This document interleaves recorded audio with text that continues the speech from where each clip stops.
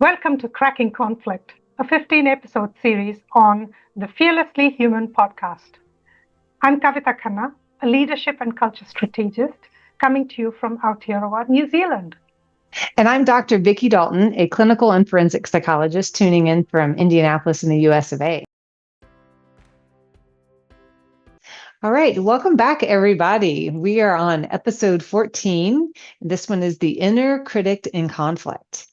And it's really focusing on somehow that voice that makes conflict the hardest to manage is actually our own voice. In this episode, we're going to explore how internal shame, fear, self-doubt really show up in high pressure moments, and how to shift from the inner critic to a more useful inner dialogue. I really want to understand what's this inner critic? How does it play a role in how we experience conflict? And possibly we could then explore how it turns up in workplaces.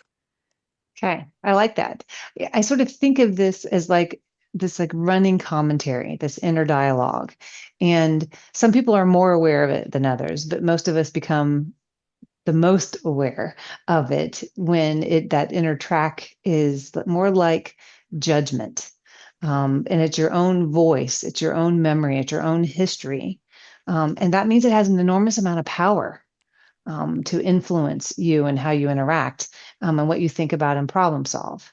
And so it is the breeding ground for those cognitive distortions that you've probably heard me talk too much about up to this point. But it is triggered with shame and doubt, but it's really about this fear of failing or being judged, not getting something done well or right. And when that track is running pretty loud, it can overpower other things. And it definitely can interfere with your ability to stay present in the moment and still really listen well, like what we were talking about in previous episodes. And it's different from the cognitive distortion. It's more like a running commentary of yeah, buts, even when we're trying to challenge it. So I try to think of it sometimes as like there's like a devil and an angel on the shoulder. If you ever see those like little I don't know, little memes like that. And our goal is trying to challenge that sort of inner bully that is speaking negative about us. And it's our own voice. That's why it's so powerful. So we have to learn how to shift the voice to problem solving and understanding and being present back in the moment. But it definitely interferes with our ability to problem solve and become creative, solution oriented. And it's rooted in a lot of self doubt.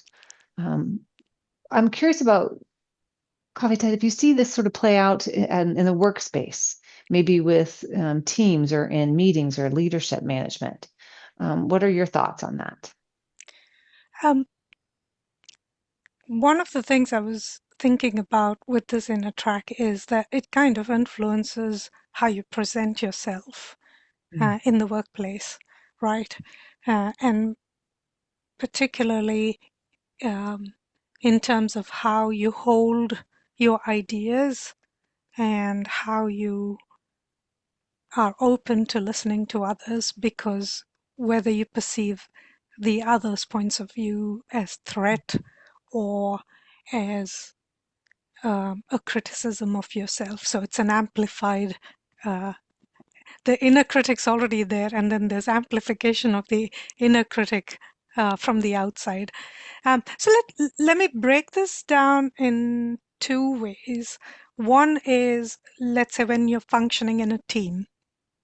Okay. And the second is particular emphasis on the leader's role in this. So, as a team member, you are uh, required to interact with other people. And if your inner critic is the one that lends you to believe that you cannot fail, Mm. it's quite easy to see how you can be a creator of conflict simply because you're listening to that inner critic. And it shows up in many ways. It shows up in, for example, perfectionism. You can totally understand how, say, a trait like perfectionism, which is essentially your inner critic saying you have to complete this to an nth degree because anything less than that is flawed and therefore is a failure. So that Yep. perfectionism seeping into a team kind of scenario can play out in many ways that can create conflict. I have a deadline. I am part of a team. I'm part of a process. I have to finish this bit of work, but I will take my own sweet time. And uh, until I'm happy with it, I'm not going to say it's complete. And that leads me to disregard everyone else's pressures. And you can see very soon how the pressure mounts up because the other people can't see this in a critic telling you this thing. And it's not actively telling you, it's kind of influencing in the background. You might not even be aware of it. So perfectionism is one way that can often create conditions where you're putting your need to complete something to a certain quality ahead of others. But equally, perfectionism can come into play where you become the critic now Mm. and you do not accept anything other than this perfect product or perfect outcome, and therefore everyone else is imperfect. So again, you've created those conditions for conflict. The other one is micromanagement because you don't trust yourself. That can lead to a behavior where you're saying, I can't trust myself. Well, you don't really say that, but your instinct is to monitor everything so that you are getting to that point of nothing goes wrong. And by extension, then you start to monitor everyone else's tasks. And that also is an easy leak into conflict. So these are traits that you have that's fine. You're harming yourself if you are only internalizing it. But the moment you come into interactions with others, you're also externalizing them and you're creating that judgment situation. Particularly if Right? you're the leader, right? Yeah, Especially if yeah, you're in a leadership position. yeah. You know, And leadership is added stress. Mhm. So you are unsure, as it were. Even if you were a natural leader, you feel that responsibility, but you're in a position where your words matter.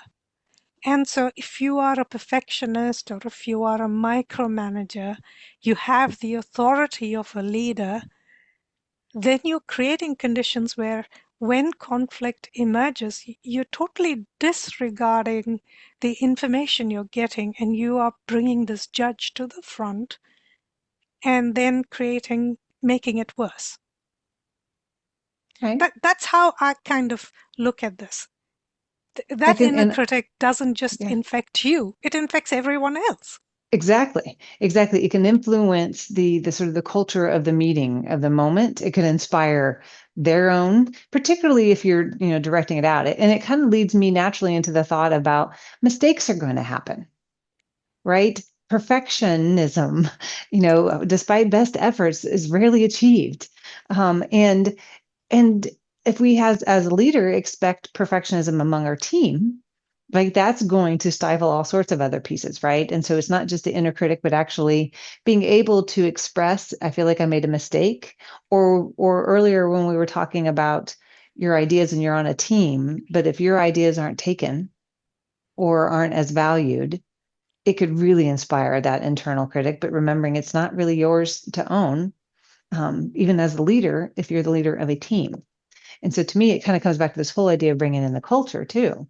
Um, The other thing which we've talked about previously is accountability. That pressure drives us often to not accepting or seeing something as failure. So maybe that's the setting that we need to adjust for this inner critic to not infect everyone else and not impact us.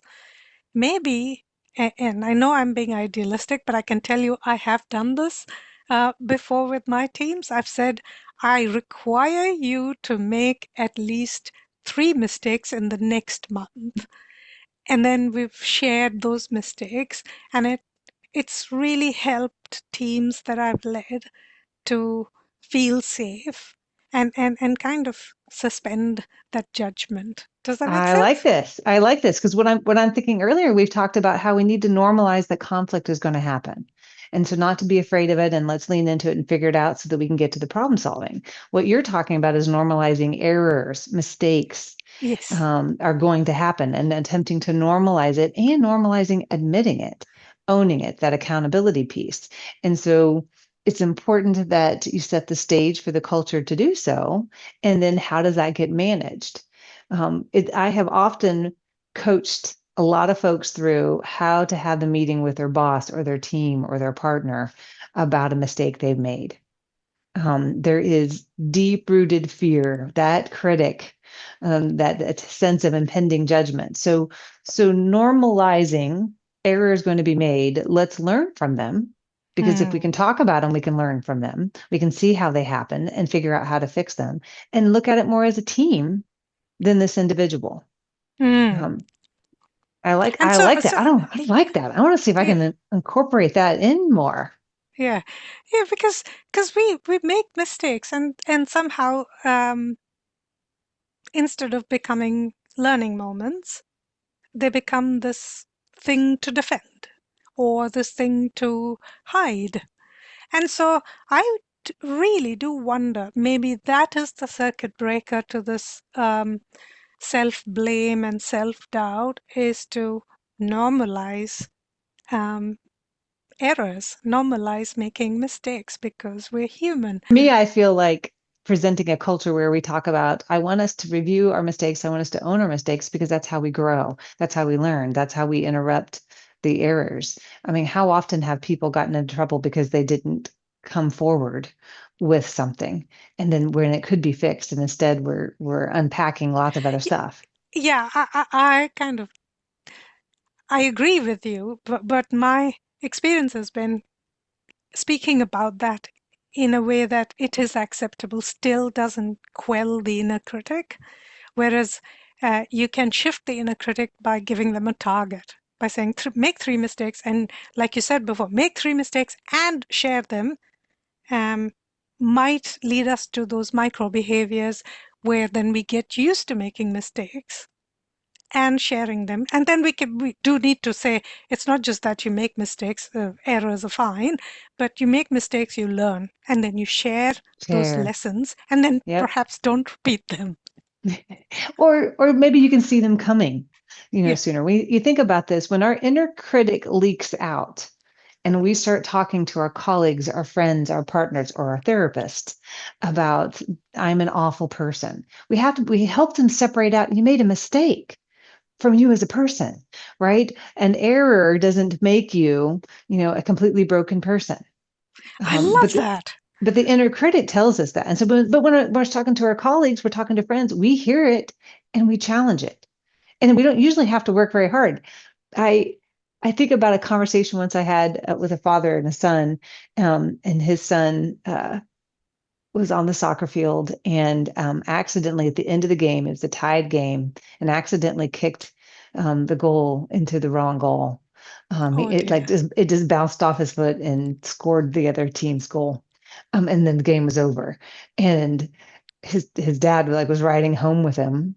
And he's like, this is going to be a tough car ride, right? That inner critic to that boy, right? I'm a horrible player. My teammates hate me. I'm Hmm. awful, and his dad was like, I can't rescue him from the mistake. But the mistake was made.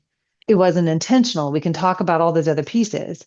And he's like, the only thing I came up with was, yeah, it was a mistake. And we're all at times in our life are going to be that guy who made that mistake. And today that was your day. And that's a heavy feeling. And I'm sorry for it, bud. What do we do with it now? And then he was Hmm. like, and he's like, it didn't land quite right. I had to keep going because my son's answer was, I'm never putting on cleats again. Like I'm done. Like that inner critic was still rolling, right? And so he's like, he didn't get what I was saying. I had to go again at it. We're all going to. He was basically saying we're human. Hmm. And people And can be that's what, upset with you.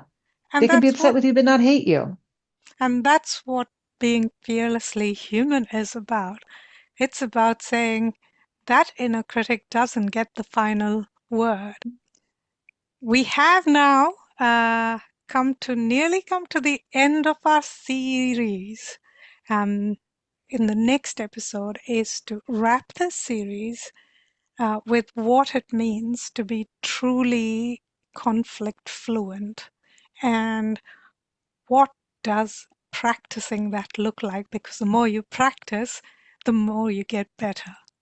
So thank you all for watching, and thank you especially to our subscribers. Keep subscribing so that we can create this content like this and get it to you. We've enjoyed making this. So see you soon.